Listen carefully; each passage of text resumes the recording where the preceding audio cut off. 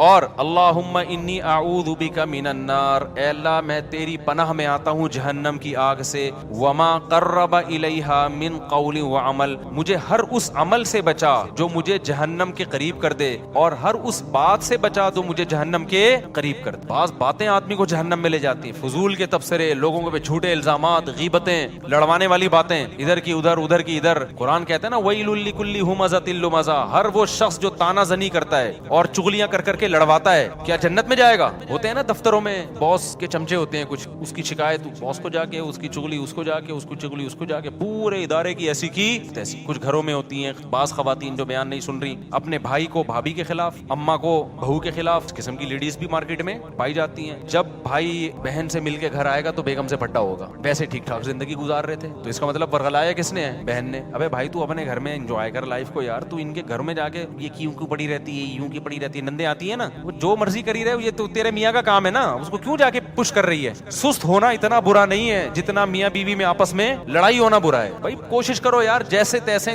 لوگ برداشت کر رہے ہیں تو دعائیں دو، ماشاءاللہ بھائی صاحب آپ کتنے اچھے ہیں، آپ کی بیگم ایک ذرا بھی کام نہیں کرتی مگر آپ پھر بھی الحمدللہ اس سے بہت زیادہ محبت کرتے ہیں، برداشت کرتے ہیں، تو اللہ کرے آپ کو بھی ایسے ہی داماد بھی ایسا ہی ملے، یہ ہونا چاہیے نا۔ لیکن ہو کیا رہا ہے مارکیٹ میں، جورو کا غلام بنا ہوا ہے، اس طرح کی باتیں ہو رہی ہیں مارکیٹ میں۔ تو خیر اب مارکیٹ میں تو پتہ نہیں کیا کیا ہو رہا ہے۔ تو نبی صلی اللہ علیہ وسلم نے فرمایا وما قرب الیہا من قول وعمل، اے اللہ مجھے جہنم کی آگ سے بچا اور ہر اس عمل سے جو مجھے جہنم کے قریب کر دے، اور ہر اس بات سے بھی جو جہنم کے قریب کر دے۔ یہ دعا ضرور یاد کریں۔ اسی طرح حدیث میں آتی ہے ایک اور دعا، یہ راتوں کو اٹھ کے مانگنے کی دعائیں ہیں، اللہم ارزقنی حبک، اے اللہ تو مجھے اپنی محبت دے دے۔ کیسی پیاری دعا ہے، اے اللہ تو مجھے اپنی محبت دے دے، اور وحب من ینفعنی حبہ عندک، اور ہر اس ذات کی محبت میرے دل میں ڈال دے جس سے محبت کی وجہ سے تیری محبت میں اضافہ ہو۔ جب علماء سے بزرگوں سے محبت ہوگی تو اللہ کی محبت میں کمی ہوگی یا اضافہ ہوگا؟ اور جب فنکاروں سے یا اداکاراؤں سے اور اس طرح کے لوگوں سے، ناچنے والیوں سے محبت ہوگی تو اللہ کی محبت میں اضافہ ہوگا یا کمی ہوگی؟ کمی ہوگی۔ اس لیے ایک بات یاد رکھو، علماء کو برا بلا نہ کہا کرو، ابے یہ مولوی ایسے، ابے یہ مولوی۔ جب بھی انسان کوئی بات زبان پہ نکالتا ہے نا، دل پہ بہت برا اثر پڑتا ہے، آہستہ آہستہ پھر وہ کیا ہو جاتا ہے، بدگمان ہوتے ہوتے دور ہو جاتا ہے علماء۔ بھائی صحیح، پورا صحیح دنیا میں کوئی بھی نہیں ہوتا، لیکن جب آپ تبصرے کرنا شروع کرتے ہو نا ایسے، یہ بڑے ڈینجرس تبصرے ہوتے ہیں۔ ہمارے نبی صلی اللہ علیہ وسلم نے ہر شخص کو معاف کیا ہے، لیکن جنہوں نے نبی کی گستاخیاں کی ہیں نا، ان میں سے اکثر کو معاف نہیں کیا۔ کیوں؟ گستاخی کرنے والا، بد کلامی کرنے والا وہ ویلیو ختم کر رہا ہوتا ہے، تو یہ بہت خطرناک جرم ہے۔ تو نبی صلی اللہ علیہ وسلم نے دعا سکھائی، وحب من ينفعني حبه عندك اللهم فكما رزقتني مما احب، اے اللہ تو نے جو مجھے میری محبوب چیزیں دنیا میں دے رکھی ہیں۔ آدمی اپنی محبوب چیزوں کے ملنے سے اللہ کے قریب ہوتا ہے یا دور ہوتا ہے؟ دور ہوتا ہے عام، کیونکہ ان میں پڑھ کے اللہ کو بھول جاتا ہے۔ تو اے اللہ فاجعله قوة لي فيما تحب، ان محبوب چیزوں کو اپنی محبت کا ذریعہ بنا دے۔ آئی بات سمجھ میں؟ بعض دفعہ محبوب چیز ملنے سے وہ محبوب چیز آپ کے ساتھ اللہ کی محبت میں تعاون کا ذریعہ، جیسے پیسہ نہیں تھا، پیسہ محبوب ہے، مل گیا تو عام طور پہ پیسہ مل کے اللہ سے دور، لیکن اے اللہ مجھے ملے تو میں تیرے سے دور ہونے کے بجائے کیا ہو جاؤں؟ بعض خوش قسمت ایسے بھی ہوتے ہیں، غریب تھے تو اللہ سے دور تھے، پیسہ آیا تو اللہ کے قریب ہو گئے، خیرات صدقات بڑھ گئے۔ تو مجھے میری محبوب چیزیں جو ملی ہوئی ہیں، اے اللہ وہ ان اعمال میں ترقی کا ذریعہ بنا دے جو تجھے محبوب ہیں، جو عمل۔ وما زویت عنی مما احب، اے اللہ کچھ چیزیں ایسی ہیں جو مجھے محبوب ہیں لیکن تیرے علم ہے کہ وہ مجھے ملیں گی نہیں، تو ان کا نہ ملنا ان اعمال میں ترقی کا ذریعہ بنا دے جو تجھے محبوب ہیں۔ بعض دفعہ نہ ملتا ہے، انسان کو غم ہوتا ہے اور اس غم میں وہ اللہ کو یاد کر لیتا ہے اور اللہ کی محبت میں ترقی کا ذریعہ بن جاتی ہے چیز۔ خلاصہ یہ نکلا، اپنی محبت چاہیے اور جیسے تیسے ہو، تیری محبت ہی چاہیے بس، اور کچھ نہیں چاہیے ہمیں۔ نہیں یار یہ بات میرا خیال ہے سمجھ میں، تو یہ دعائیں مانگا کرو میرے بھائی رات کو اٹھ کے۔ تو اللہ فرماتے ہیں والذین یقولون ربنا اصرف عنا عذاب جہنم ان عذابها کان غراما انها ساءت مستقرا ومقاما۔ راتوں کو اٹھ کے اللہ سے دعائیں مانگتے ہیں۔ والذین اذا انفقوا، یہ وہ لوگ ہیں جب خرچ کرتے ہیں، لم یسرفوا، نہ اپنی آمدن سے زیادہ خرچ کرتے ہیں کہ دوسروں سے کل بھیک مانگے، ولم یقتروا، اور نہ کنجوسی کرتے ہیں کہ خرچی نہ کریں، صدقات و خیرات بھی کرتے ہیں لیکن اپنی چادر دیکھ کے۔ وکان بین ذلک قواما، مسلمان نہ کنجوس ہوتا ہے اور نہ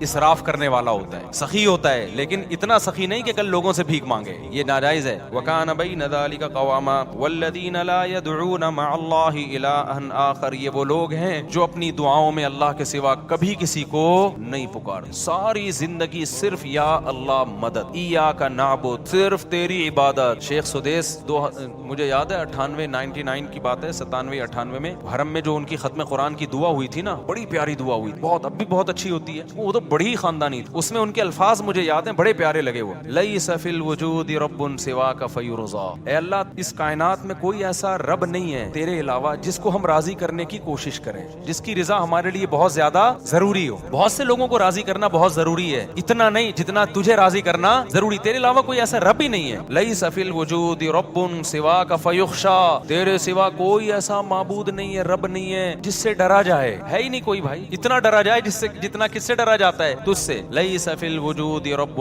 سواک فیحب, کوئی تیرے سوا ایسا محبوب نہیں ہے جس سے محبت کی جائے, ایسا معبود نہیں ہے. معبود والی محبت کس سے ہوگی؟ غلامی والی محبت صرف آقا سے ہوتی ہے, اور وہ کون ہے؟ اللہ ہے. تو یہ بڑی پیاری دعا ہے. تو اللہ یہاں یہی فرماتے ہیں, وہ اللہ کے علاوہ کسی کو پکارتے نہیں ہیں. ولا یقتلون النفس التي حرم اللہ الا بالحق, کسی انسانی جان کو ناحق قتل نہیں کرتے. ولا یزنون, اور زنا نہیں کرتے. اللہ نے زنا کو قتل کے ساتھ ذکر کیا ہے. اس سے پتہ چلتا ہے زنا کرنا اور قتل کرنا اللہ کی نظر میں کیا ہے؟ سیم. علماء نے اس کی حکمت بیان کی ہے. زنا انسانیت کا قتل ہے. کیوں؟ اس سے ولد الزنا بچے ہوتے ہیں. آج یورپ میں دیکھو باپ لیس بچے ہو گئے نا, یہ انسانیت کا قتل کر دیا, خاندانی نظام سے بچوں کو محروم کر دیا. اب یہ نہ ہو کہ کوئی کہے کہ میں جب زنا کرتا ہوں تو معاذ اللہ میں تو حمل روکتا ہوں, بچہ ہی نہیں ہوتا. اللہ کی نظر میں یہ کیا ہے بھائی, تیرا بچہ ہو یا نہ ہو, لیکن جس سوسائٹی میں زنا ہوگا وہاں ولد الزنا ہوں گے. انگریزوں کو دیکھ لو نا جا, یہ انسانیت کا قتل کر دیا تم نے, روحانی قتل ہے انسانیت کا. اس لیے قرآن کہہ رہا ہے زنا کے قریب بھی پھٹکنے کی اجازت نہیں ہے.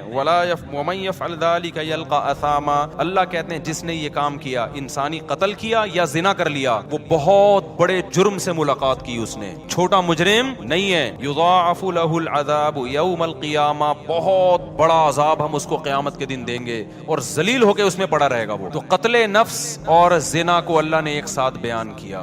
آج قتل کو تو جرم سمجھا جا رہا ہے, زنا کو جرم نہیں سمجھا. جب کوئی کہاں کرے نا یہ میری گرل فرینڈ ہے, اس کو بولو اللہ کے عذاب سے ڈر. یہ بھنگیوں چماروں کی عادت ہو سکتی ہے گرل فرینڈ رکھنا, کسی شریف آدمی کی عادت نہیں ہو سکتی ہے, خاندانی آدمی کی عادت نہیں ہو سکتی. فخر سے بتا رہے ہوتی میری گرل فرینڈ ہے, میری گرل فرینڈ. انٹرویو آ رہے ہیں, بھائی کیوں پروموٹ کر رہے ہو اس چیز کو؟ بولے وہ بھنگی ہے, زنا کر رہے ہیں, صاف صاف یہ بولنا تو نے گرل فرینڈ رکھی ہوئی ہے, کیا لگتی ہے تیری ہے؟ تیرے باپ کو بھی چاہیے تھا کہ گرل فرینڈ رکھ لیتا, پھر تو پیدا ہو جاتا اس سے ولد الزنا اور حرامی پیدا ہو جاتا. تو یہ حرکتیں کیوں کر رہا ہے؟ یہ لیونگ ریلیشن انڈیا میں ہندوؤں کے کام ہو سکتے ہیں, یا امریکن کے کام ہو سکتے ہیں, یورپین کے کام ہو سکتے ہیں, وہ ان کے کام ہے, ان کو نہیں چھیڑو آپ. مسلمان اس گندگی کے برداشت نہیں. لیونگ ریلیشن گدے گھوڑے کے ہو سکتے ہیں, گدی گھوڑی کے, گدا گدی کے ساتھ لیونگ ریلیشن کرے, گھوڑا گھوڑی کے ساتھ. نکاح کرنا انسانوں کا کام ہے, زنا کرنا گدے گھوڑوں کا کام ہے.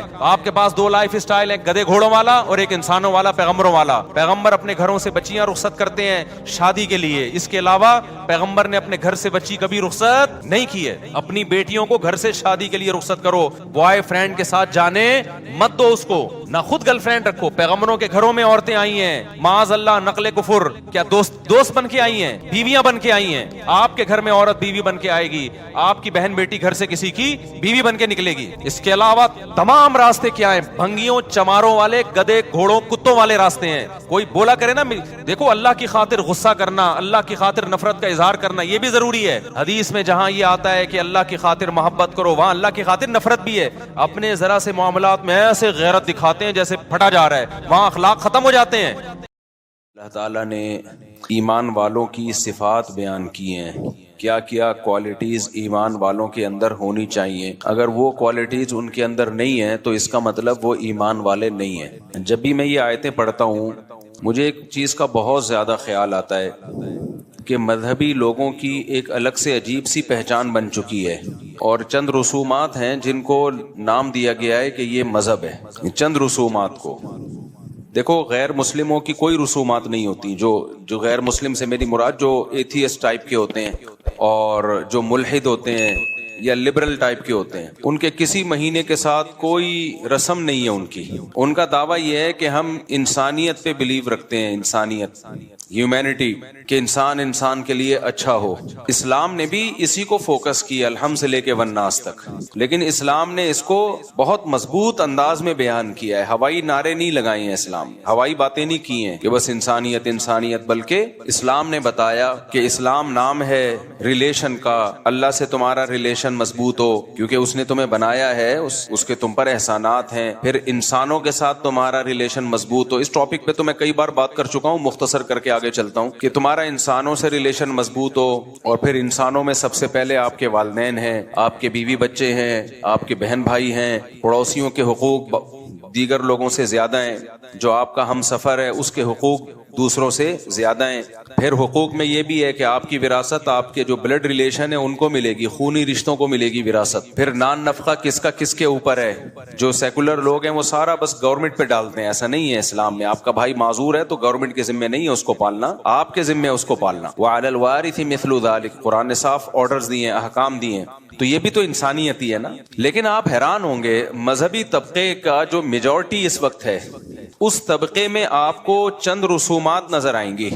مثال کے طور پر محرم میں کالے کپڑے، ربیع الاول میں بتیاں لگانا، حلوے مانڈے اور کچھ اپنے پروگرام کرنا. پھر 40واں آتا ہے محرم کے بعد، سفر میں جو 40واں آتا ہے اس پہ چھٹی، وہ چند اپنی رسومات ہیں، اس میں کچھ پروگرامز ہوتے ہیں. یعنی مختلف قسم کے پروگرامز کا نام اسلام بن چکا ہے، کچھ مذہبی رسومات کا نام. حالانکہ آپ الحمد سے لے کے والناس تک قرآن اٹھاؤ، خدا کی قسم لا الہ الا اللہ، انسانیت کے علاوہ کچھ ملتا ہی نہیں ہے آپ کو اس میں. وہ انسانیت آج مارکیٹ میں شارٹ ہو رہی ہے، وہ ختم ہو رہی ہے انسانیت. وجہ پتہ ہے کیا ہے؟ انسان بننے کے لیے نا، انسان بننے کے لیے اپنی خواہشات کو قربان کرنا پڑتا ہے. اور خواہشات مذہبی رسومات کو ادائیگی پہ مجبور کرتی ہیں آپ کو. وہ رسومات جو مذہب نے نہیں بتائیں، جو ہماری پیدا کرنا ہے. وہ مزہ آتا ہے انسان کو. انسان کو انٹرٹینمنٹ چاہیے، تفریح چاہیے. اگر اسے آپ فلموں ڈراموں سے گانوں بجانوں سے روک دو گے تو مذہب ہی میں انٹرٹینمنٹ تلاش کرے گا. پھر وہ مذہب ہی میں تفریح تلاش کرتا ہے. اب مذہب میں تفریح تلاش کرنے کے لیے اس کو مذہب کا لیبل لگانا پڑتا ہے. بھائی آپ کوئی کنسرٹ کر رہے ہو، کوئی میوزیکل شو کر رہے ہو، ہے تو یہ بھی تفریح، لیکن آپ اس میں مذہب کا لیبل لگا سکتے ہو؟ بولو نہیں لگا سکتے. آپ ویسے ہی حلیم پکا کے کھا رہے ہو، مذہب کا لیبل لگا سکتے ہو؟ نہیں لگا سکتے. تو مذہبی لوگ بیچارے کہاں جائیں گے؟ ان کی تو زندگی اندھیری ہو جائے گی. تو انہوں نے کیا کیا؟ مذہب کے لیبل لگا کے انٹرٹینمنٹ کا ایک سامان، جیسے قوالی ہے، انٹرٹینمنٹ ہے. کاکڑ دنہ ہوتا ہے نا قوالی میں بیان میں کہتا ہوں نا کاکڑ دنہ ہونا چاہیے. اس پہ کیا مطلب کاکڑ دنہ کا؟ قوالی جب چلتی ہے سلولی شروع میں مزہ نہیں آتا، بورنگ ہوتے ہوتے پھر وہ جوش میں آتا ہے، پھر کاکڑ دنہ ہو جاتا ہے، ٹنگ ٹنگ ٹنگ کر کے شروع ہو جاتا ہے حساب کتاب، پھر مزہ آنا شروع ہوتا ہے، پھر لوگ جھومتے ہیں ناچتے ہیں.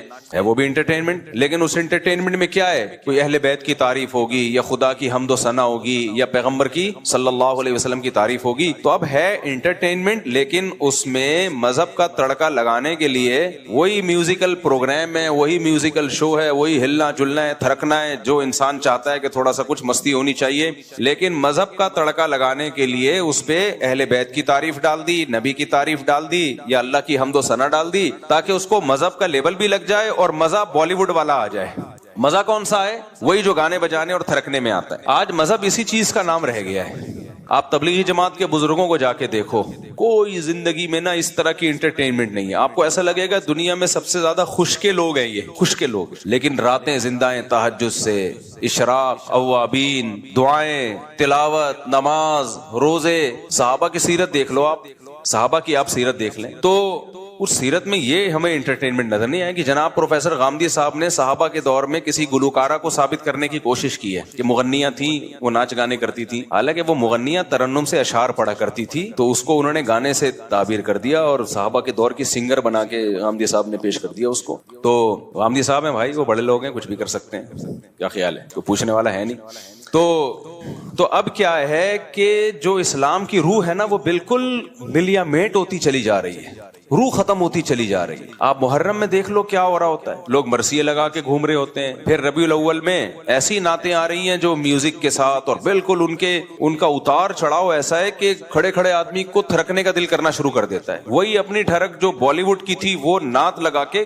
بریلویوں میں بھی بہت سے علماء اس کے خلاف ہیں، میں کسی مسلک کو برا نہیں کہہ رہا، بہت سے بریلوی علماء خود کہتے ہیں کہ یہ غلط ہے، یہ نعتوں کا یہ اسٹائل. لیکن اس کے پیچھے جذبہ کیا ہے؟ انٹرٹینمنٹ. ابھی میں چیخ کے تھک گیا بھائی. انٹرٹینمنٹ اور بہت سارے طریقوں سے ہو سکتی ہے جو جائز ہیں، لیکن اس پہ مذہب کا لیبل مت لگاؤ. مذہب نے انٹرٹینمنٹ سے تھوڑی منع کیا ہے، جائز انٹرٹینمنٹ رکھو نا بھائی. دوڑو، بھاگو، سوئمنگ کرو، گھڑ سواری کرو. شادی بھی تو ایک انٹرٹینمنٹ ہے، شادی کر لو طریقے سے. اب لوگ کہتے ہیں اس میں بھی جب کریں گے تو ولیمے میں ڈانس ناچنا اور بھنگڑے اور یہ سب، بھائی اس کی کیا ضرورت ہے؟ آپ کو دلہن مل جائے اس سے بڑی کیا انٹرٹینمنٹ ہے؟ بس کافی ہے نا، یہ کافی ہے۔ اب آپ لوگ ایک کرتے ہو اس میں لاکھوں روپے اڑا دیتے ہو، لاکھوں روپے ولیمے میں جو ڈول ڈھمکے اور بارات میں جو ڈول ڈھمکے اور پھر یہ جو ٹوپی ڈرامے چل رہے ہیں آج کل، لاکھوں روپے اڑا دیے، ایک دن کی انٹرٹینمنٹ ہے اور لاکھوں خرچ ہو گئے، لوگ کھا پی کے چلے گئے، ڈکار مار کے، کوئی پوچھتا بھی نہیں، بھول جاتا ہے کہ کس نے کیا کھلایا تھا ہمیں۔ اس سے بہتر نہیں ہے سادگی سے چار کر لو یار، کم خرچہ۔ وہ انٹرٹینمنٹ زیادہ ہے، وہ نیچرل ہے، وہ نیچرل ساری زندگی کی انٹرٹینمنٹ ہے، وہ بیوی کی محبت، پھر اس سے اولاد کی محبت، پھر بچوں کی خوشیاں، ساری زندگی کی ہے وہ۔ شیطان کن غلط راستوں پہ انسان کو ڈالتا ہے۔ اور اگر وہ انٹرٹینمنٹ کرنی ہے تو مذہب کا لیبل تو نہیں لگاؤ بھائی اس کے اوپر، مذہب کا لیبل تو نہیں لگاؤ۔ مذہب نام ہے انسانیت کا، کیسے پیارے حکام ہے قرآن مجید کے یار، الحمد سے لے کے والناس تک دیکھو تو صحیح، کتنا زبردست قرآن ہے، کتنی زبردست کتاب ہے، کیا کیا چیزوں سے ہمیں روکتا ہے قرآن، کیا کیا چیزوں کو ہمیں کرنے کا حکم دیتا ہے۔ اس میں کہیں بھی جلوس نہیں ہے، کہیں بھی یہ نہیں ہے کہ آپ نبی کے نام پہ آپ یہ دن مناؤ۔ ہمیں دو دن منانے ان کا بھی بتا دیا، کون سے 2 دن منانے ہم نے؟ بھائی عید الفطر ہے، عید الاضحیٰ ہے۔ لوگ کہتے ہیں 14 اگست کیوں مناتے ہو؟ مذہب کا لیبل لگائے بغیر مناتے ہیں بھائی اس کو، سمجھ رہے ہیں نا، اس پہ مذہب کا لیبل نہیں لگاتے، جبکہ ربیع الاول کی عید اس پہ مذہب کا لیبل لگا ہوا ہے۔ مجھے ایک بات بتاؤ، کسی کی پرمیشن کے بغیر اس کا لیبل کہیں اور لگا سکتے ہو آپ؟ کمپنیاں اس کیس کر دیتی ہیں آپ کے اوپر۔ آپ پانی کی بوتل بیچ رہے ہو اور بہت اعلیٰ پانی ہے، نیسلے سے بھی اچھا پانی ہے، لیکن آپ نے اس پہ نیسلے کا اسٹیکر لگا دیا۔ نیسلے والے بولیں گے بھائی ہمارا اسٹیکر ہٹاؤ، آپ کہیں گے ہمارا پانی کی کوالٹی آپ کے پانی سے بھی بہترین ہے۔ نیسلے والے بولیں گے بھائی آپ زمزم بھی بیچ رہے ہو، ہمارا اسٹیکر لگانے کی اجازت نہیں ہے۔ تو آپ کچھ بھی کریں، مذہب کا لیبل نہ لگائیں اس کے اوپر، مذہب کا لیبل نہ لگائیں۔ مذہب الحمد سے لے کے والناس تک اللہ نے قرآن میں بیان کیا اور بتا دیا کیا کام کرنا ہے، کیا کام نہیں کرنا ہے۔ جو کرنے کے کام ہے وہ بھی بتا دیا، جو نہیں کرنے کے کام ہے وہ بہت آسان ہے، اور جائز انٹرٹینمنٹ بھی بتا دی ہے، جو حلال تفریح ہے وہ بھی بتا دی اللہ تعالیٰ نے۔ تو اس پہ اکتفا کیوں نہیں کرتے بھائی؟ ما لکم لا ترجون للہ وقارا وقد خلقکم اطوارا۔ پیغمبر اپنی قوم کو کہا کرتے تھے تم اللہ کی تعظیم کیوں نہیں پہچانتے؟ اللہ جب تمہیں حکم دے رہا ہے یہ کرو تو کیوں نہیں کرتے؟ جب منع کر رہے کہ یہ مت کرو تو کیوں نہیں منع ہوتے؟ آپ بتاؤ، جتنے پیغمبر دنیا میں آئے ہیں سب پیغمبروں نے اپنی قوموں کو کیا دعوت دی ہے؟ ان کے عقیدے خراب تھے تو ان کو بولا یہ عقیدہ درست کر لو، ان کے اعمال خراب تھے، کچھ ناپ تول میں کمی کیا کرتے تھے، ان کو بولا ناپ تول میں کمی مت کیا کرو، کچھ کیا کر جھوٹ بولتے تھے ان کو جھوٹ سے روکا، کچھ امانتوں میں خیانت کرتے تھے ان کو امانتوں میں خیانت سے روکا، کچھ لڑکوں سے بدفعلی کرتے تھے ان کو بدفعلی سے روکا، زنا سے روکا، ماں باپ کی نافرمانی سے روکا، رشتہ داری توڑنے سے روکا۔ تمام آسمانی کتابوں کی بیسک تعلیمات یہی ہیں، اور یہ آج ہماری سوسائٹی میں نظر نہیں آئیں گی۔ آپ پروگرام کر رہے ہیں، اس سے پڑوسیوں کو تکلیف ہو رہی ہے اس پروگرام سے۔ ادھر حدیث میں آ رہا ہے کہ جو پیٹ بھر کے کھائے اور پڑوسی بھوکا سوئے وہ مومن نہیں ہے، اور آپ نے اتنی تیز آواز سے کوئی پروگرام لگایا ہوا ہے کہ وہ سو نہیں سکتا ساتھ والا آپ کے، آپ اپنی آواز اس کو سنا رہے ہیں، اور جب آپ سے کہا جاتا ہے کہتے ہیں اچھی بات ہے بھائی سب کو سننی چاہیے۔ زبردستی سنانا کہاں سے اچھی بات؟ میں جب یہاں مسجد میں آیا تو میں نے کہا بھائی جمعے کی جو تقریر ہوگی نا وہ ہماری اس مائک پہ اسپیکر پہ نہیں ہوگی، باہر کا اسپیکر آف ہوگا۔ بعض لوگوں نے اعتراض کیا کہ اس بہانے بہت سے لوگ آپ کا بیان سن لیتے ہیں۔ میں نے کہا بھائی جو نہیں سننا چاہتا وہ بھی تو سن لیتا ہے نا، کیوں زبردستی؟ میں نے کہا بھائی اسلام سے اس کی پرمیشن لے کر آؤ کہ اسلام نے یہ کہا ہو کہ زبردستی اپنی بات لوگوں کے کان میں ٹھوسو، یہ کہاں ہے اسلام؟ پرمیشن لے آؤ تو ہم کر لیں گے۔ تھانے سے پرمیشن مل بھی جائے، اتنی پرمیشن کافی نہیں ہے، پہلے پرمیشن کس سے ملنا ضروری ہے؟ اللہ سے۔ اچھا یہاں مذہبی لوگ ایک گڑبڑ یہ کرتے ہیں کہ جب آپ خود شریعت کے خلاف کام کر رہے ہو تو آپ پھر اس پہ مذہب کا لیبل لگاتے ہو کہ تمہیں حق سننے سے تکلیف ہوتی ہے، اذان کی آوازیں مائک پہ ہونی چاہیے، اسپیکر پہ ہونی چاہیے، لیکن اتنی تیز آواز کر دینا مائک کی کہ آپ کی مسجد کے قریب دوسری مسجد ہے، آپ کی اذان کی آواز آپ کے محلے کو بھی کراس کر کے دور دور تک جا رہی ہے۔ بھائی اس محلے کے لیے وہ والی مسجد کافی ہے، ان کی اذان کی آواز وہ سن لیتے ہیں، آپ کی اذان کی آواز ایک لمٹ ہونی چاہیے، جو آپ کے مسجد کے ارد گرد کے لوگ ہیں وہاں تک آواز پہنچ جائے، بس اتنا کافی ہے۔ کسی مسجد میں عمل ہوتا ہے اس پر؟ اتنے زور زور کے بھونپو لگاتے ہیں نا، کان پھٹنا شروع ہو جاتے ہیں۔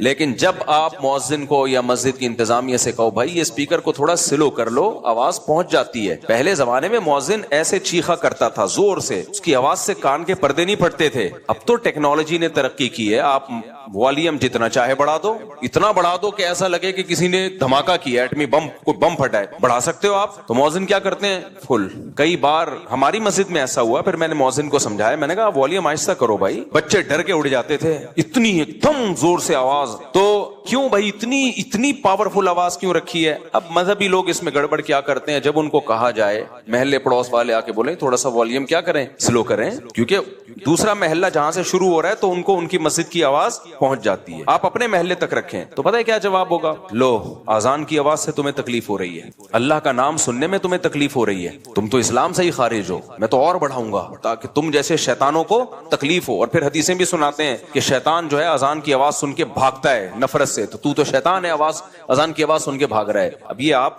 قرآن و سنت کا ناجائز فائدہ اٹھا رہے ہو. یہ آپ کیا کر رہے ہو؟ قرآن و سنت کا غلط فائدہ. اسی طرح مؤذن بہت لمبی لمبی اذانیں بھی دیتے ہیں، یہ بھی غلط ہے. اتنی لمبی اذان، اللہ دیکھو کھینچنے کی تو کوئی انتہائی نہیں. لفظ اللہ پہ مد نہیں ہے، لفظ اللہ پہ مد. ہم نے مفتی رشید احمد صاحب رحمہ اللہ تعالیٰ کے یہاں میں نے 7-8 سال اذان دی ہے. حضرت نے کہیں لفظ اللہ کو ایک الف سے زیادہ کھینچ لیا نا، جیسے اللہ اکبر اللہ اکبر، یہ تھا ہماری اذان کا طریقہ. پھر دوبارہ اللہ اکبر، بس سمجھ میں آ رہی ہے بات؟ اگر کسی دن میں نے یوں کھینچ لیا نا اللہ اکبر، حضرت نیچے اترتے تھے. اللہ کیوں؟ کیا دلیل ہے اس کی؟ ہم کہتے تھے ساری دنیا میں ہو رہی ہے، ایسے ہی ہو رہی ہے. تم آتے تھے کہ کیا دلیل کیا ہے، دلیل سے بات کریں. مد تو نہیں ہے اس کے اوپر. ہم کہتے تھے بعض قاری کہتے ہیں یہ مد تعظیم ہے. کہ پھر اس کا اینڈنگ پوائنٹ کیا ہے اس تعظیم کا؟ کھینچتا ہی رہے سارا دن، سانس کے تجربے کرتے رہے یہاں بیٹھ کے. تو حضرت اس مد تعظیم کے قائل نہیں تھے. فرماتے مد وہی ہے جو قرآن سے ثابت ہے نا، جو حروف مدہ کے بعد اگر حمزہ آ رہا ہے یا وقف آ رہا ہے تو وہاں مد کرنا جائز ہے، یہ تجوید کا قانون ہے. تو ذرا سی کھینچتے تھے نا، حضرت آ کے پوچھتے تھے کہ یہ کہاں سے نکلا. تمیز سے اذان دو بھائی، اللہ اکبر اللہ اکبر. اذان میں اقامت میں فرق کیا؟ اذان ٹھہر ٹھہر کے ہوگی، اقامت جلدی جلدی ہوگی، بس یہ فرق. تجوید کے لحاظ سے کوئی فرق نہیں ہے. پھر اشہد اللہ، لا پہ مد ہے کیونکہ آگے حمزہ آ رہا ہے. لا کو کھینچ سکتے ہیں آپ، اشہد میں ہا کو نہیں کھینچ سکتے. اشہد اللہ الہ الا اللہ، بس الا اللہ پہ بھی مد ہے. تو مد کو 3 سے لے کے 5 الف تک کھینچ سکتے ہیں آپ. اور لا الہ میں بھی لا کو بھی. لیکن مؤذن کیا کرتا ہے؟ اشہد، ایک تو ہا کو کھینچے گا وہ. پھر ال کو کس قانون کے تحت آپ نے اتنا لمبا کھینچا ہے؟ یہ کیا ہے؟ لا الہ میں لا کو ایسا کھینچے گا کہ اپنی وہ پھیپھڑوں کی طاقت بیان کر رہا ہوتا ہے کہ میرے جو لنگس ہیں وہ ابھی جوان ہیں، وہ بوڑھے نہیں ہوئے. پھر الہ میں الہ پہ مد نہیں ہے، لیکن وہ الہ، اور لوگ بھی کہتے ہیں کیا سر لگائی ہے یار اس میں، الہ کھینچے جا رہا ہے. کوئی پوچھنے والا نہیں ہے کہ اس کا اذان کتنے ڈیوریشن کتنا ہونا چاہیے بھائی اس کا. کہتے ہیں جتنی میری لنگس میں طاقت ہے اتنا ڈیوریشن ہونا چاہیے. یہ نہیں ہے. اذان بھی عربی کے قواعد کے مطابق ہوگی، اس کی بھی ایک لمٹ ہے. یہ نہیں کہ مؤذن پہ چھوڑ دیں آپ، مائک تیرے ہاتھ میں، اب تو اپنے لنگس کی پاور دکھا، کتنی طاقت ہے تیرے اندر. ایسے تو بھائی وہ پھر احترام تھوڑی ہوگا اذان کا. خواتین ہمارے سروں پہ دوپٹہ لے لیتی ہیں اذان کے وقت، اچھی بات ہے. میں نے جم میں لوگوں کو دیکھا ایکسرسائز چھوڑ دیتے ہیں، یار اذان ہو رہی ہے، لیکن مؤذن ان کے اس ادب کا ناجائز فائدہ اٹھاتا ہے اور کھینچتا رہتا ہے، اتنا کھینچتا ہے. وہ لوگ کہتے ہیں یار تو ادھر ہی نکل گئے ہمارے. کیوں لوگوں کو آزمائش میں ڈال رہے ہو بھائی؟ پھر جب کوئی اس پہ اعتراض کرتا ہے، میں نے کئی دفعہ اعتراض کیا کہ بھائی اتنی لمبی نہیں ہونی چاہیے اذان. تو لوگ پتہ کیا کہتے ہیں؟ مولوی صاحب نے کہا اصل میں تم لوگوں کو اذانوں سے تکلیف ہے، اللہ کا نام تو جتنا سنا جائے اچھا ہے، اپنی مرضی سے جتنا کرو بھائی، زیادہ سے زیادہ کرو، لیکن اجتماعی چیزوں میں شریعت کا مزاج کیا ہے؟ مختصر، تاکہ لوگوں کو تکلیف نہ ہو. جماعت سے نماز میں طول دینے کا حکم ہے یا اختصار کا حکم ہے؟ مختصر پڑھی جائے. صحیح حدیث ہے، نبی صلی اللہ علیہ وسلم نے فرمایا جب کوئی شخص امامت کرے فَلْيُخَفِّفْ، نماز کیا کرائے؟ ہلکی. جب اپنی پڑھے تو پھر جتنی چاہے لمبی پڑھے نماز. کیوں؟ نبی نے فرمایا فیہ مستقیم، کیونکہ مقتدیوں میں بیمار بھی ہوں گے، بوڑھے بھی ہوں گے. اسلام کا مزاج یہ کہ اجتماعی جب کام ہوگا تو پھر سب کو ساتھ لے کے چلا جائے گا، تو اس میں آسانی رکھی ہے. جمعے کی نماز 2 رکعتیں ہیں نا، پبلک زیادہ ہوتی ہے، ویسے ظہر میں 4 رکعتیں ہیں، بھائی پبلک زیادہ ہے تو 2 پڑھا کرو. اس کی ایک وجہ یہ بھی ہے کہ خطبہ بھی ہوتا ہے اس میں. حضرت معاذ ابن جبل تھے, انہوں نے عشاء کی نماز میں نا سورہ بقرہ پڑھنا شروع کر دی. اتنی لمبی نماز پڑھ, پہلی رکعت میں سورہ بقرہ. ایک صحابی پیچھے کھڑے کھڑے تھک جاتے تھے, ایک دن وہ نماز توڑ کے بیٹھ گئے. تو حضرت معاذ ابن جبل نے ان کو ڈانٹا, ان کو بولا کہ تم منافق ہو گئے ہو, نماز سے تمہیں معاذ اللہ کوئی نفرت ہو گئی ہے اور نماز توڑ کے بیٹھ گئے, تم سے لمبی نماز نہیں پڑھی جا رہی. تو قرآن کیا کہتا ہے, منافقین نماز سستی سے پڑھتے ہیں, قرآن کے الفاظ ہیں. تو ان کا خیال یہ تھا یہ تو نماز میں ٹینشن محسوس کرنا یہ تو منافقین کا کام ہے. تو ان صحابی نے جا کے نبی کو شکایت لگائی, صحیح حدیث ہے یہ, کہ یا رسول اللہ میں اتنی لمبی نماز پڑھا رہے تھے, مجھ سے نہیں پڑھی گئی. تو آپ نے ان صحابی کو نہیں ڈانٹا اور ان کو یہ نہیں کہا تم واقعی منافق ہو. حضرت معاذ کو اتنا سخت آپ نے تنبیہ کی, افتان انت یا معاذ, اے معاذ تم لوگوں کو فتنوں میں آزمائش میں ڈال رہے ہو, اور ان کو امامت سے معزول کر دیا کچھ وقت کے لیے. کیوں بھائی, اجتماعی کام ہے, سب کو لے کے چلنا ہے اس میں. دیکھو نبی صلی اللہ علیہ وسلم نے فرمایا, مجھے اگر میری خواہش تھی کہ عشاء کی نماز کو تاخیر سے پڑھا جائے, 1/3 رات تک اس میں تاخیر کی جائے, لیکن امت پہ مشقت کا خوف ہے, اتنی دیر تک لوگوں کے لیے جاگنا مشکل, اس لیے جلدی پڑھنے کا حکم دیا. اپنی طور پہ پڑھ لو بھائی, آپ اپنے طور پہ آپ پڑھ لیں. تو دوسرا اصول ہے, وہ اصول فقہ کا قرآن و سنت ہی سے اخذ کیا گیا ہے, کہ جب کسی مسئلے میں ابتلا زیادہ ہوتا ہے تو اس میں خود بخود آسانی ہو جاتی ہے. ہم جو کہتے ہیں نا جھینگا کھانا جائز نہیں ہے, لیکن کچھ ممالک ایسے ہیں جہاں حنفی رہتے ہیں لیکن ان کی صدیوں سے کھاتے آ رہے ہیں, وہاں ان کو اس اختلاف کا فائدہ دیا جاتا ہے. اب بھائی ان سے چھڑوانا بہت مشکل ہے, چلو یار اختلافی مسئلہ ہے, چلو بھائی ٹھیک, بجائے اس کے کہ حرام کہہ کے وہ سب ساری قوم تھوڑی حرام کھائے گی, تو گنجائش اختلاف سے یہ فائدہ ہوتا ہے. تو جب بھی کوئی معاملہ اجتماعی نوعیت کا ہوتا ہے تو شریعت کا مزاج کیا ہے کہ اس میں آسانی پیدا کی جائے. آپ نے فرمایا اپنی نماز جتنی چاہو مختصر پڑھو, لمبی پڑھو. اب اپنی تو ٹھک ٹھک ٹھک کر کے چل رہی ہوتی ہے اور نماز میں لمبی گھسیٹ رہے ہیں. اچھا, بعض اماموں نے ایک اور کام شروع کیا ہے, اس پہ کلپ بنا لیا کریں, اچھے اچھے ٹاپک ہیں یہ. میں دیکھ رہا ہوں تو ہمارے چینل سے کوئی ڈھنگ کا کلپ نہیں آ رہا ہوتا, دوسرے دنا دن نکال کے چلا رہے ہوتے ہیں. ایک اور اہم چیز ہے یہ ائمہ کرام کے سمجھنے کی. بعض امام یہ کرتے ہیں کہ پورے سال نماز میں اپنا قرآن دہراتے ہیں, یہ بھی غلط ہے. آپ اپنا قرآن الگ سے دہرا لو. کہتے ہیں ہم فجر میں شروع کریں گے الحمد سے لے کے پھر الف لام میم, اور پھر پورا پڑھتے پڑھتے پڑھتے پڑھتے پڑھتے وہ کہتے ہیں پورے سال میں ہمارا نمازوں میں قرآن ختم ہو گیا. بھائی آپ پبلک کو اس کے لیے تختہ مشق نہ بنائیں, پبلک کو سنت قرات جو عام معمول ہے نبی صلی اللہ علیہ وسلم کا, جس کی صحابہ اور احادیث سے تاکید ہے. اجتماعی نظم میں اپنا نہ دیکھیں کہ میں نے اپنا قرآن دہرانا ہے. اجتماعی نظم میں آپ نے پبلک کی رعایت کرنی ہے, اور پبلک کی رعایت سنت قرات میں ہے. فجر میں طوال مفصل یہ سنت ہے, سورہ حجرات سے لے کے سورہ بروج تک, اور پھر ظہر میں بھی طوال مفصل, اور مغرب میں قصار مفصل یعنی سورہ بینہ سے لے کے سورہ ناس تک یہ صورتیں پڑھیں, اور عصر اور عشاء میں اوساط مفصل یعنی سورہ بروج سے لے کے سورہ بینہ تک. علماء کو پتہ ہے اس کی کیا تفصیل ہے, تو ایک بیلنس نماز ہوگی. اب مثال کے طور پر امام کہتا ہے کہ فجر میں ایکچولی مجھے تھکاوٹ بہت ہوتی ہے, اور میں رات کو سوتا نہیں ہوں, اور نائٹ ڈیوٹی ہے وغیرہ وغیرہ. کوئی کہیں پڑھانے جاتے ہیں مدرسے میں, کوئی نائٹ ڈیوٹی, کوئی چوکیداری ہو سکتی ہے, بعض دفعہ ہوتا ہے امام ہوتا ہے چوکیدار بھی ہوتا ہے, تو نائٹ ڈیوٹی ہے, کوئی بھی وجہ ہو, یا مجھے نیند نہیں آتی رات کو, تو فجر میں میں پڑھاؤں گا انا اعطیناک الکوثر, اور دوسری رکعت میں قل ھو اللہ احد, یہ پڑھایا کروں گا میں. اب لوگ آ رہے ہیں بھائی فجر میں تو طویل صورتیں پڑھنا سنت ہے, سورہ مزمل پڑھیں آپ, سورہ ملک پڑھیں, سورہ نون قلم پڑھیں, طویل صورتیں فجر میں پڑھنا سنت ہے. صحیح حدیث ہے حضرت عائشہ کی کہ بھائی فجر کی 2 رکعتیں ہیں ہی اس لیے کہ ان میں قرات زیادہ لمبی ہے. قرات اس میں کیا ہے, لمبی قرات کا حکم ہے. اور وہ کہتے چلو وہ مغرب میں لمبی پڑھ لوں گا, مغرب میں سورہ ملک پڑھوں گا پہلی رکعت میں, دوسری رکعت میں سورہ دہر پڑھوں گا, تو صحیح ہوگا یہ. اب اس سے کہا جائے یار تم یہ تو غلط ہے, تو سنت کے خلاف ہے. کہہ رہے بھائی میں مجبور ہوں, فجر میں تھکا ہوا ہوتا ہوں, مغرب میں فٹ فاٹ ہوتا ہوں. بھائی یہ آپ کا ہیڈ ایک ہے, آپ امام مت چھوڑ دیں. پھر اجتماعی نظم میں سب کو لے کے چلنا پڑے گا, پبلک کی رعایت کرنی پڑے گی آپ کو. آپ تھکے ہوئے ہیں یا نہیں, کبھی کبھار ہو گیا تو چلو ٹھیک ہے, نارملی یہ ٹھیک نہیں ہے.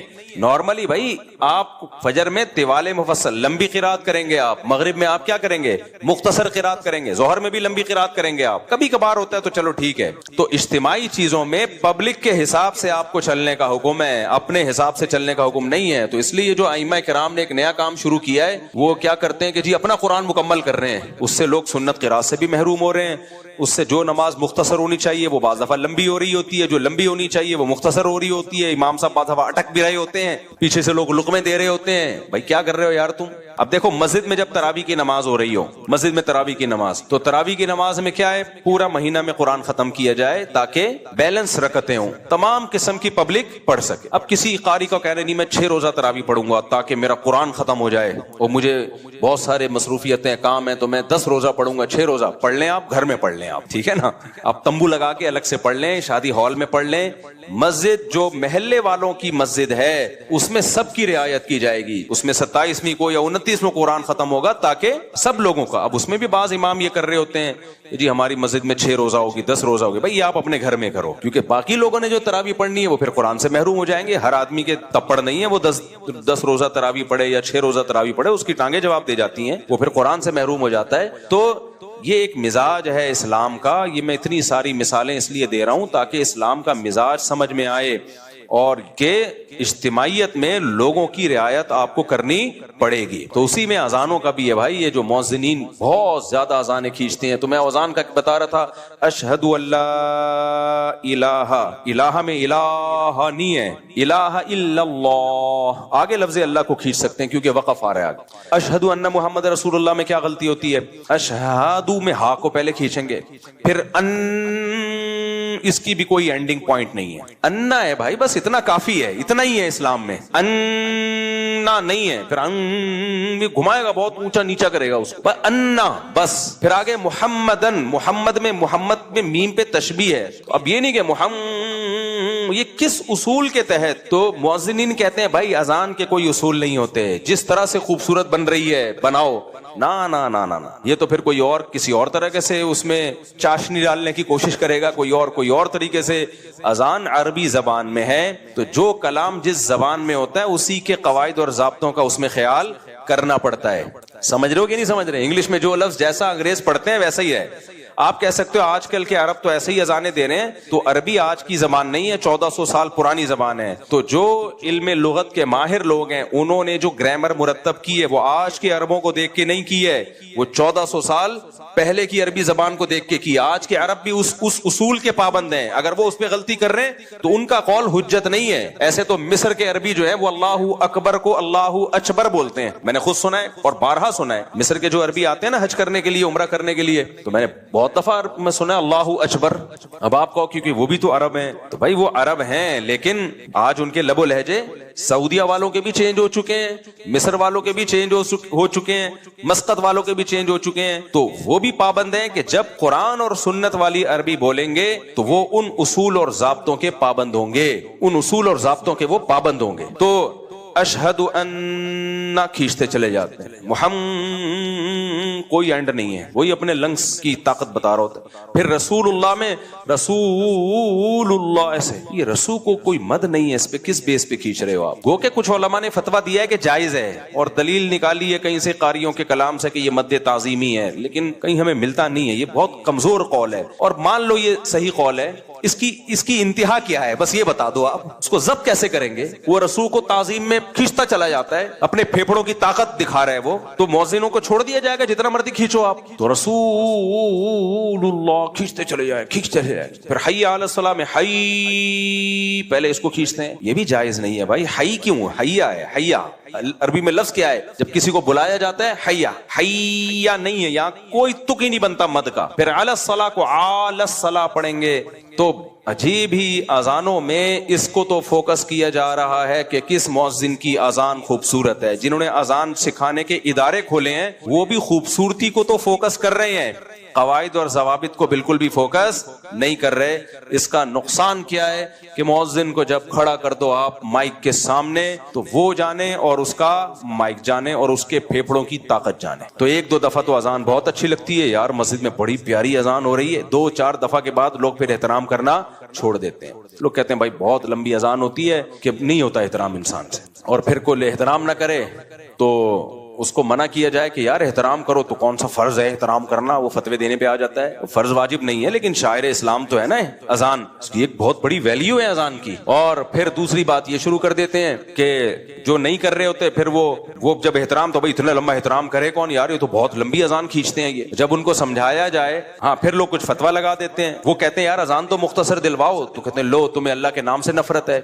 بھائی یہ شریعت کا آپ یوز کیا کر رہے ہو، غلط یوز. میں جہاں پہلے رہا کرتا تھا میں خود بہت لمبی اذان دیتا تھا، پھر مجھے تنبیہ کی مفتی رشید احمد صاحب نے، میں نے وہ چھوڑ دی لمبی اذانیں. تو وہاں بھی یہی تھا، میں اذان دیتا تھا، لوگ بڑی تعریف کرتے تھے، بہت کھینچتا تھا میں، بہت لنگس کی طاقت پوری لگا کے نا اتنا لمبی اذان. تو ایک دو دفعہ میں تو بڑی پسند آئی. پھر مجھے یاد ہے کچھ لڑکے بیٹھے ہوئے تھے، کہنے لگے یار ہم لوگ بدماش لوگ ہیں اور اوٹ پٹانگ باتیں کر رہے ہوتے ہیں، آپ کی اذان اتنی لمبی ہوتی ہے، ہم چاہتے ہیں اذان کا احترام کریں، یار تھوڑا مختصر کر دیا کرو. اب دیکھنا لوگ اس پہ کہیں گے اچھا یہ جو لونڈے لپاڑے ہیں ان کی رعایت میں مختصر اذانیں ہو رہی ہیں. نہ نہ نہ، ان لونڈے لپاڑوں میں بھی اتنی فہم ہے کہ اذان کا ہم کیا کریں، احترام. تو ان کے اندر یہ احترام رہنے دو، یہ احترام ان سے لونڈا لپاڑا پن بھی چھڑوا دے گا، لیکن احترام ہی شارٹ ہو گیا تو یہ نہیں ہوگا. تو اس لیے مولانا اشرف علی تھانوی رحمہ اللہ تعالی بار بار ایک بات کہا کرتے تھے اپنے بیانات میں کہ اسلام کا یہ حکم نہیں ہے کہ آپ لوگوں کو تکلیف سے بچائیں، صرف اتنا کافی نہیں ہے. یعنی عدم قصد ایذا،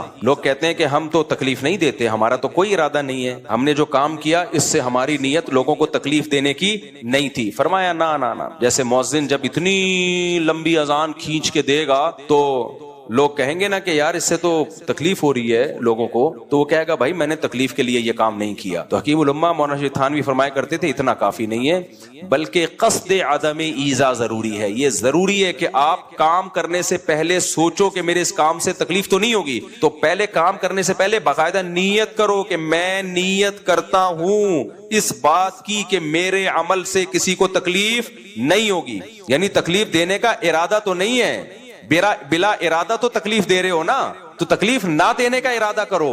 تکلیف دینے کا ارادہ نہیں ہے یہ کافی نہیں ہے، تکلیف نہ دینے کا ارادہ ہونا چاہیے. نہیں آئی میرا خیال ہے بات. دیکھو ایک مثال دیتا ہوں میں اس.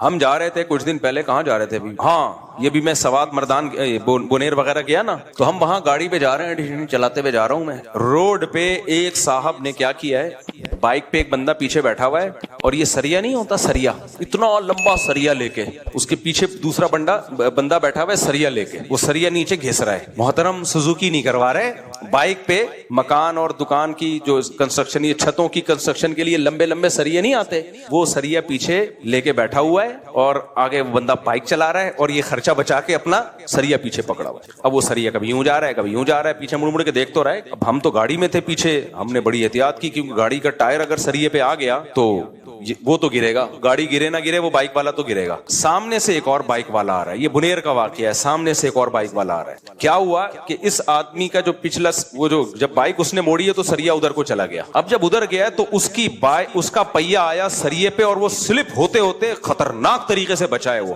بچ کے نا، وہ بھی پٹھان غصے میں اترا، پیچھے مڑ کے ابھی دیکھ رہا ہے وہ نکل چکے تھے، انجوائے کرتے ہوئے جا رہے ہیں اور سریا یوں یوں سلپ ہو رہا ہے. ان کی بلا سے پیچھے کوئی مرے کوئی جیے. ہم بھی اتنی مصیبت میں کہ یار کہاں سے نکالیں بھائی. اب آپ اس سریے والے کو پوچھ لو جو سریا لے کے جا رہا ہے کہ تم یہ کیوں لے کے جا رہے ہو؟ اس لیے تاکہ لوگ بائکوں پہ گریں، تمہارا یہ ارادہ ہے؟ کیا گاڑیوں کے ٹائر اس کے اوپر آئیں تمہارا بھی سر پھٹے یا کسی اور کا سر پھٹے، تمہارا یہ ارادہ ہے؟ تو وہ کیا کہے گا، نہیں بھائی ہم اس لیے نہیں لے کر آئے کہ ہم لوگوں کو بائکوں سے گرائیں، لوگوں کے سر پھاڑیں، ہم اتنے برے نہیں ہیں، ہم مسلمان ہیں، ہم سب نے کلمہ پڑھا ہے لا الہ الا اللہ اور یہ دین ہمارے اندر محمد رسول اللہ، نبی کے طریقے پر یہ دین کیسے آ جائے اور ہم سب کیا ہیں، مسلمان. تو میں کیوں ارادہ کر سکتا ہوں؟ تو بھائی پھر یہ بائک پہ کیوں لے کے جا رہے ہو؟ بھائی میرا ارادہ تکلیف پہنچانے کا نہیں ہے، پیسے بچانے کا ہے. اتنا کافی نہیں ہے، آپ کا ارادہ تکلیف پہنچانے کا نہیں ہے لیکن بلا ارادہ آپ تکلیف پہنچا رہے ہو. وہ ایک بائک والا تو ہم نے دیکھ لیا جو سلپ ہوتے ہوتے بچائے، وہ پیچھے مڑ کے دیکھا تو وہ اتنی جا چکے تھے، وہ کہاں جاتا ان کے پیچھے، پھر کر کیا لیتا؟ وہ دو تھے اور ان کے پاس سریا بھی تھا، یہ کر کیا لیتا؟ وہی سریے سے اس کا سر پھاڑنا تھا، کر کیا لیتا؟ اس نے بھی اس دعا شکر ادا کیا، چلو بچ گیا نا، چلو نکل لو بھائی اب. اور یہ تو ہم نے دیکھ لیا، پتہ نہیں کتنے ایسے ہوں گے اور ہو سکتا ہے آگے جا کے کوئی گر بھی گیا ہو، لیکن آئے دن یہ کراچی میں بھی آپ دیکھ لو یہ ہوتا ہے. تو ایسے موقع پہ اگلا کیا کہتا ہے؟ آپ جب اس کو پکڑیں گے، بھائی میرا ارادہ کسی بائک والے کو گرانے کا نہیں ہے. بھائی شریعت میں یہ نہیں ہے کہ تکلیف دینے کا ارادہ نہیں تھا، کام سے پہلے آپ کو تکلیف نہ پہنچانے کا ارادہ کرنا ہے. آپ جب بائک پہ سریا لے کے بیٹھے تو آپ سوچو, آپ پہلے ارادہ کرو, میں ارادہ کرتا ہوں کہ میں یہ جو بائک پہ سریا لے کے گھر تک جا رہا ہوں, میں ارادہ کرتا ہوں کہ میرے اس عمل سے کسی کو تکلیف نہ ہو. تو اگلا کہے گا آپ جب یہ ارادہ کر رہے ہو تو بھائی یہ کام ایسا ہے جس سے لازمی تکلیف ہوگی. یہ ایسے ہی جیسے کوئی کہے چرس پینے سے میں یہ ارادہ کرتا ہوں کہ نشہ نہ ہو, بھائی ہوگا نشہ, لہذا چرس چھوڑنی پڑے گی آپ کو. شراب پینے سے آپ ارادہ کر رہے ہو, آپ نے شراب پی, نشہ ہو گیا, ٹن گھوم رہے ہو.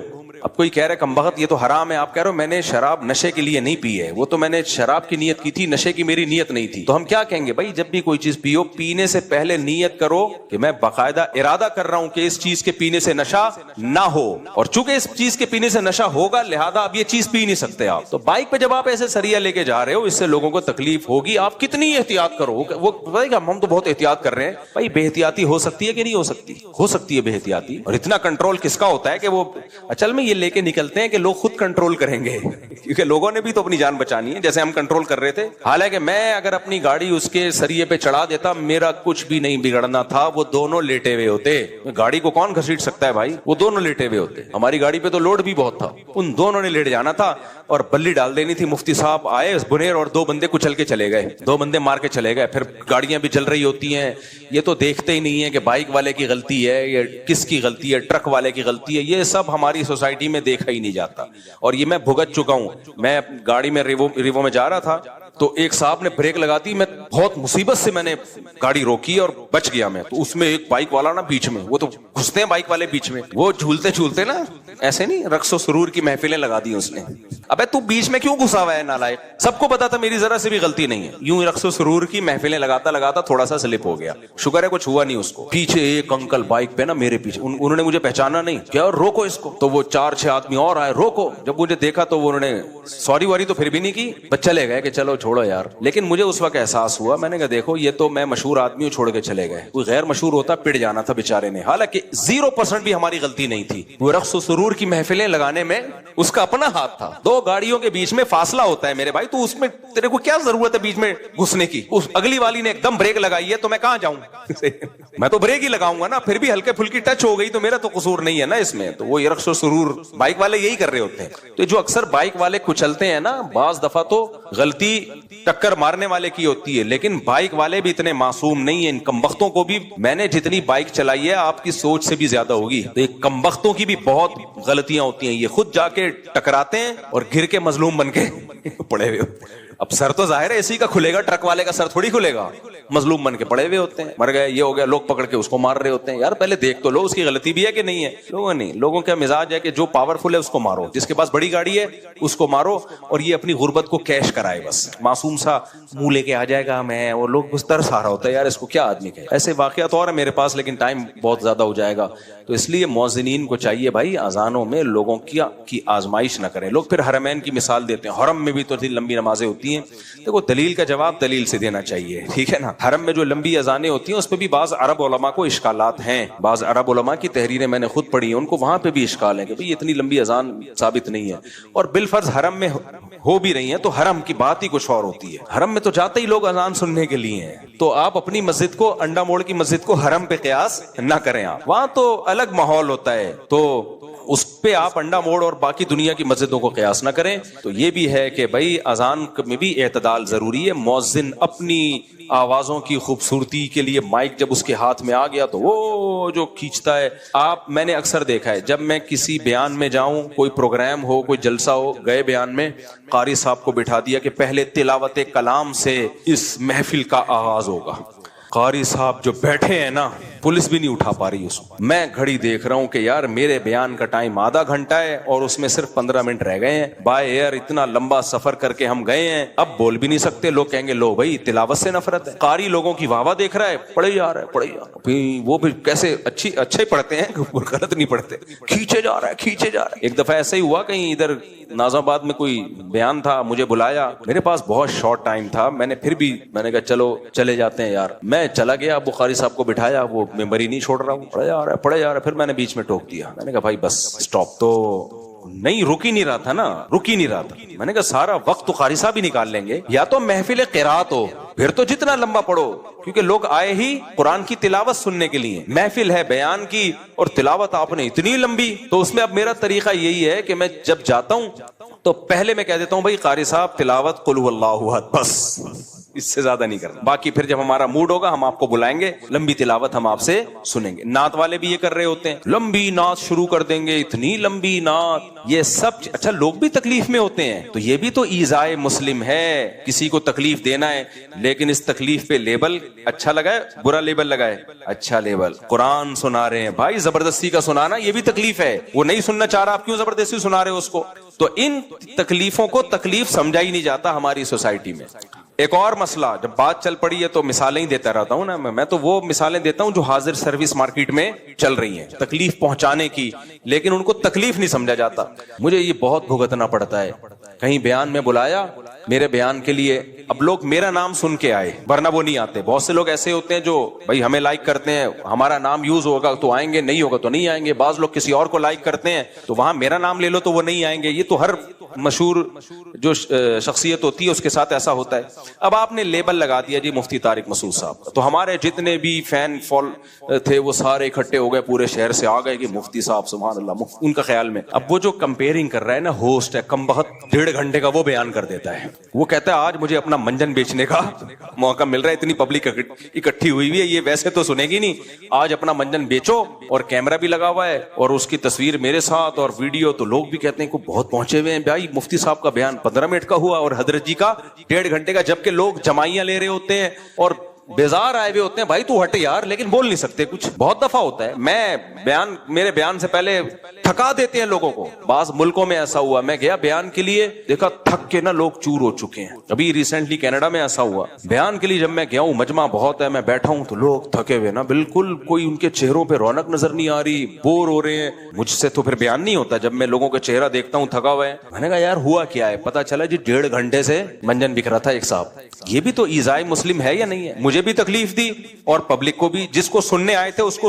ایک لمٹ ہوتی ہے نا انسان کی. کوئی مزاحیہ پروگرام ہو نا، کوئی ہنسی مذاق والے، وہ بھی 1.5 گھنٹہ بہت زیادہ. اس کے بعد اس فلمیں نہیں چلتی زیادہ. کوئی 3 گھنٹے کی فلم اگر 6 گھنٹے کی بنا دے کوئی، لوگ کہیں گے بھائی دنیا میں اور بھی غم ہے. گانے نہیں چلتے، فلمیں نہیں چلتی، چرس ہیروئن کی محفلیں نہیں چلتی. چرسی بھی تھوڑی دیر میں اپنے برساتی نالے سے نکل کے باہر آتا ہے کہ یار بہت پی لی، اب تھوڑا سا کچھ اور کام کرو، باہر دیکھو دنیا میں کیا ہو رہا ہے. کیا خیال ہے؟ ہیروئن چی جو بیٹھے ہوتے ہیں نا برساتی نالوں میں، وہ بھی بورو کے کہاں نکلتے ہیں. حالانکہ وہاں کتنا انٹرٹینمنٹ کا سامان ہوتا ہے. وہاں چاند بھی ہے، مریخ بھی ہے، وہاں وہ خلائی شٹل میں بیٹھ کے کہاں کہاں گھومتے ہیں، کہکشائیں دیکھ کے آتے ہیں اور بڑے بڑے سپنے ہوتے ہیں ان کے. برساتی نالے سے نکلے تو دنیا اندھیری، پھر بھی نکلتے ہیں، پھر بھی وہاں سے باہر نکلتے ہیں. حضرت عبداللہ بن مسعود تھے یا حضرت ابو ہریرہ، صحابی کا نام میں بھول گیا، رضی اللہ عنہما. ان سے کسی نے کہا کہ آپ ہمیں روز کیوں نہیں بیان کرتے؟ آپ روز وہ جمعرات کے دن مجلس لگایا کرتے تھے کوفہ میں واعظ و نصیحت کی. انہوں نے کہا آپ روز بیان کیا کریں. تو عبداللہ بن مسعود نے فرمایا کہ میں اس لیے روز بیان نہیں کرتا کہ ہمارے نبی بھی وقفے وقفے سے بیان کیا کرتے تھے، کیونکہ خشیت ان تملوا او کما قال، اس خوف سے کہ تم اکتا نہ جاؤ. نصیحت سن سن کے بھی انسان اکتا جاتا ہے. ہر وقت ہی باتیں باتیں باتیں، نصیحت، یہ نہیں کرو وہ کرو، یہ اچھا ہے یہ برا ہے، ہر وقت آدمی، اس سے بھی وہ انسان کی طبیعت میں اکتاہٹ ہے، لا محدود صلاحیت نہیں ہے انسان کی، اکتا جاتا ہے وہ، پھر نصیحت اثر کرنا بند. بعض ماں باپ کی عادت ہوتی ہے ہر وقت بچوں کو نصیحتیں کرتے رہتے ہیں، ہر وقت نصیحت کا پروگرام، بیٹا ایسے نہیں کرتے، بیٹا ایسے کرتے ہیں، بیٹا ایسے نہیں کرتے، بیٹا ایسے کرتے ہیں، بیٹا ایسے نہیں کرنا چاہیے، بیٹا ایسے. تو بچہ کہتے ہیں میرے ابا کا بس آٹومیٹیکلی گھر میں آتا ہی آٹو پہ آ جاتے ہیں، بٹن دب جاتا ہے اور نصیحت کے پروگرام کیسٹ کی طرح، تو اس بچے پہ نصیحت اثر کرنا ختم. بھائی کبھی کبھار اچھا لگتا ہے، ایک دفعہ بٹھا کے سمجھا دو بیٹا یہ واش روم میں جب باہر نکلتے پانی اچھی طرح بہا کے آتے، دوسرے کو مت دکھاؤ. مجھے تو ایک دفعہ میرے بڑے بھائی سے چماٹ پڑا تھا، مجھے ہمیشہ یاد رہے. چھوٹا بچہ تھا، واش روم گیا، پانی بہایا تھا، لیکن واش روم میں لوگ پانی بہانے کا مطلب کیا ہوتا ہے کہ کہیں دور تک بھی اثرات نظر نہ آئے اس. لوگ سمجھتے ہیں صرف، ابھی میں کیا ڈیٹیل میں جاؤں. بھائی ایسا غائب کرو مارکیٹ سے لگے کوئی تھک گیا ہی نہیں یہاں صدیوں سے، ایسا ہونا چاہیے صفائی. تو میں نے اس طرح صفائی نہیں ہوئی تھی. مجھے یاد ہے میں باہر نکلا، میرے بڑے بھائی گئے اور واپس آ کے مجھے یوں کر کے کمر پہ ایک دبا کے پٹاخ کر کے ایک ٹریڈ مارک جو ہے نا انہوں نے چھاپ دیا. وہ دن اور آج کا دن، یہ واقعہ ہوگا میں میرا خیال ہے 11 یا 12 سال کا تھا اس وقت، بس کچھ نہیں کہا انہوں نے. اچھا جیسے ہی وہ آئے نا میں نے کہا سوری غلطی ہوگی, مجھے احساس ہو گیا. انہوں نے یوں کیا, ایک کمر پہ طبیعت سے چھاپ دیا واپس, بس اس کے بعد چلے گئے.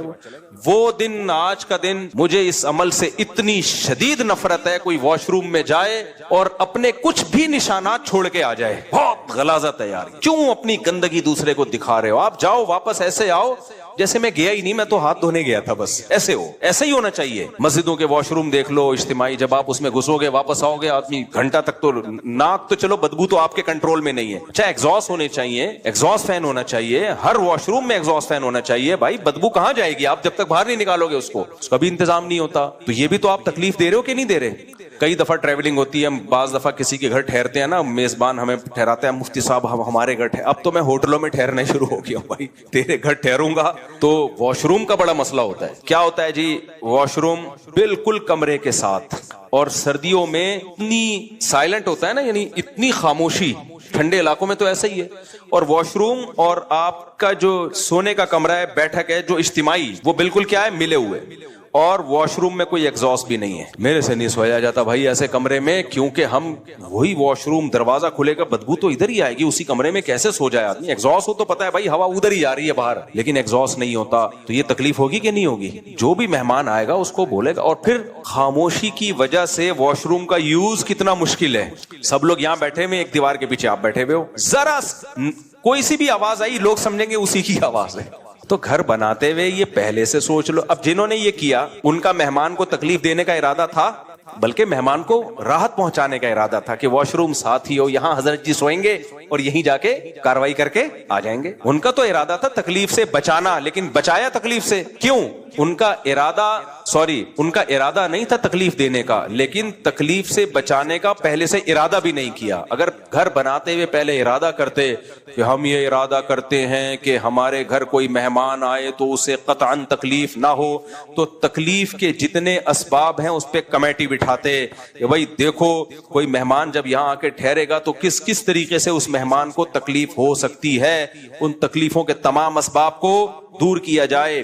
پھر اس میں یہ بھی سبب آتا بھائی ایگزاسٹ فین ہونا چاہیے, نمبر 2 خاموشی کا کوئی حل ہونا چاہیے, یا تھوڑا فاصلے سے واش روم بنایا جائے, وغیرہ وغیرہ. تو یہ انگریز سوچتا ہے یہ سب چیزیں ہیں. پھر افسوس ہوتا ہے یار, پھر تو وہ زیادہ اچھا مسلمان ہو گیا نا, اس کے عقیدے خراب ہیں, اس کے نظریات درست نہیں ہیں. ورنہ اسلام بھائی یہی اسلام چاہتا ہے جو جاپانیوں میں ہے, یعنی عمل کے لحاظ سے, عقیدے کے لحاظ سے نہیں, عمل کے لحاظ سے. تو پھر وہ ہم سے اچھے ہو گئے نا. پھر تو لوگ صحیح کہتے ہیں یار وہ صرف کلمہ پڑھ لیں تو ہم زیادہ اچھے مسلمان ہیں. بالکل صحیح کہتے ہیں. ہمارے یہاں ان چیزوں کا خیال ہی نہیں. میں نے تو کبھی نہیں دیکھا امریکہ میں کوئی سریا لے کے جا رہا ہو اور لہراتا ہوا یوں یوں کر کے جھومتا ہوا. روڈ ادھر سے لوگ مر رہے ہیں, گاڑیوں کو اتنا لوڈ کیا ہوا ہوتا ہے, ادھر سے سامان نکل رہا ہے ادھر سے بھی نکل رہا ہے. گنے کے جب کھیتوں کی کٹائی ہوتی ہے نا تو گنے لوڈ ہوتے ہیں ٹرکوں پہ.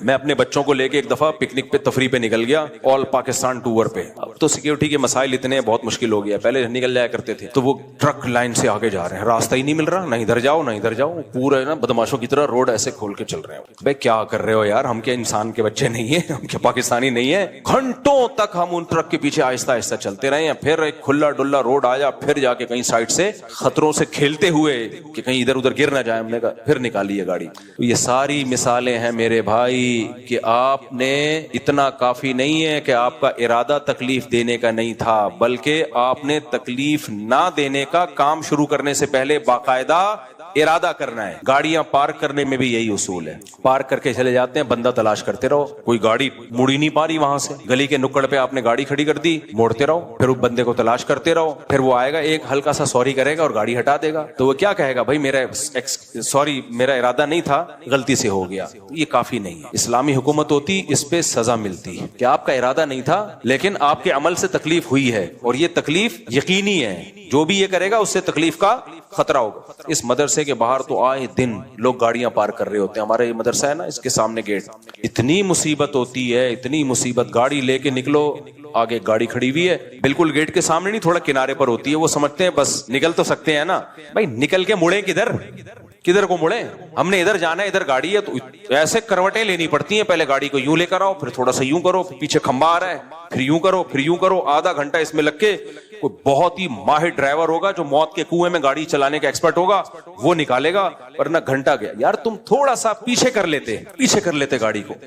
میں نے اپنے گھر کے باہر لکھ کے لگایا ہوا ہے گاڑی پارک کرنا منع ہے. آپ دیکھ لیں یہاں بڑا بڑا لکھا ہوا ہے گاڑی پارک کرنا منع. ہر وقت گاڑی نظر آئے گی اور میری گاڑی کے علاوہ ہوگی. اب 24 گھنٹے تو گارڈ سر پہ نہیں کھڑے ہوئے نا. جب گاڑی نظر آتی ہے پھر تلاش کرتے ہیں کیمروں سے کون بندہ ہے. سیکیورٹی تھریٹس بھی تو ہو سکتی ہے نا, سیکیورٹی مسائل بھی تو ہو سکتے ہیں. پھر بندے کو تلاش کرو, آدھا گھنٹہ اس میں لگے گا. پھر انکل سے بحث کرو, کہیں گے بیٹا کہیں جگہ نہیں مل رہی. یہ ہمارا ہیڈک تو نہیں ہے نا, آپ کو کہیں جگہ نہیں مل رہی. آپ کو اپنے گھر میں سونے کی جگہ نہیں ہے, یہ تھوڑی کہ ہماری گیلری میں آ کے سو جاؤ آپ. یہ جگہ نہیں مل رہی تھی, میری بیوی نے مجھے کھانا نہیں دیا تو میں آپ کے گھر آ کے کھانا کھا رہا ہوں. بھائی آپ کا مسئلہ ہے. گھر خریدنے سے پہلے سوچنا چاہیے تھا کہ جب میں گاڑی کھڑی کروں گا تو کہاں کھڑی کروں گا. یہ سب چیزیں لوگ کرائے پہ گھر لے رہے ہو یا گھر خرید رہے ہو, یہ پہلے سوچو. لوگ نہیں سوچتے, کہتے ہیں لے لو سستا مل رہا ہے, گاڑی غفار صاحب کے گھر کے سامنے کھڑی کر دیں گے.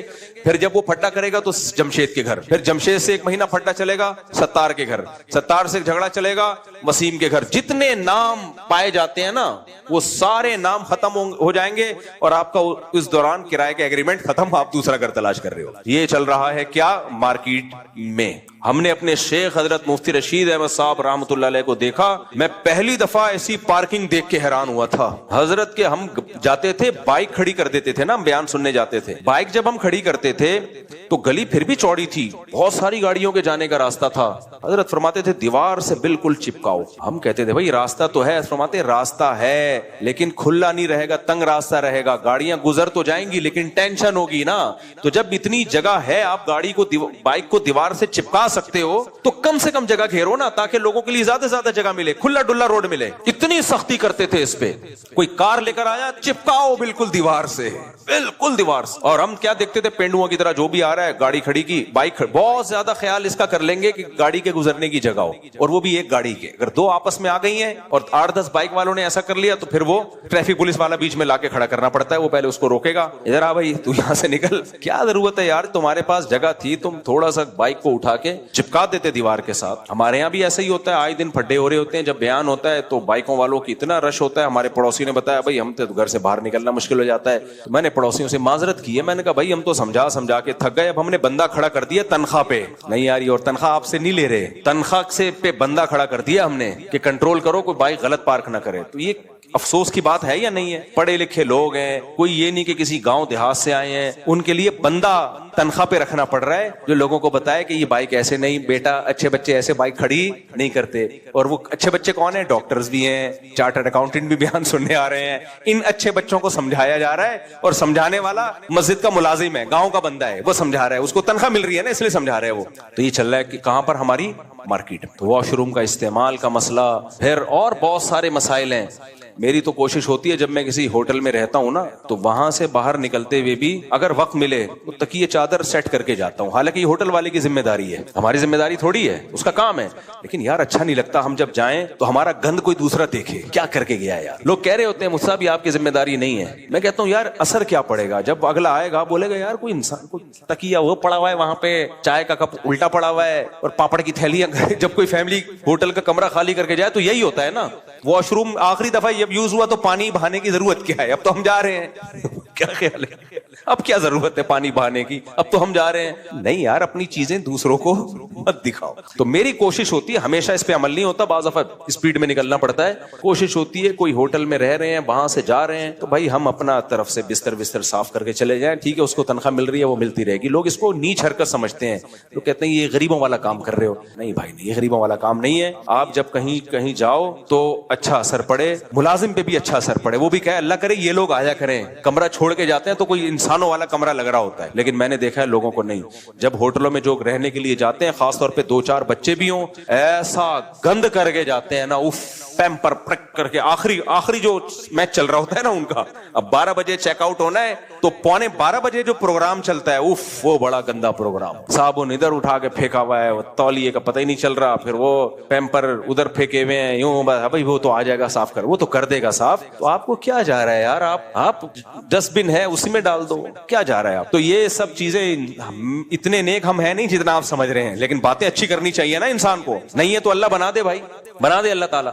تو اس لیے وہی بات ہے کہ ایذائے مسلم، مسلمان کو تکلیف پہنچانا یہ حرام ہے،